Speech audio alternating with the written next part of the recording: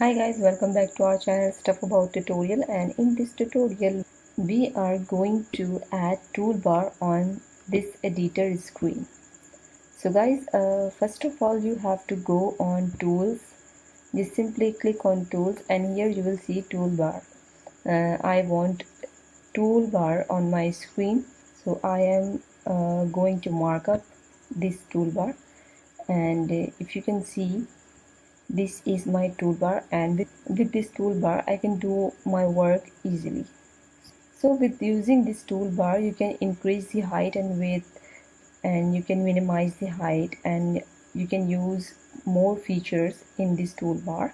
So your work will be easy to do by using this toolbar. So guys, this is how to add toolbar on Wix.com. Hope you like this video. Thank you so much. Good luck.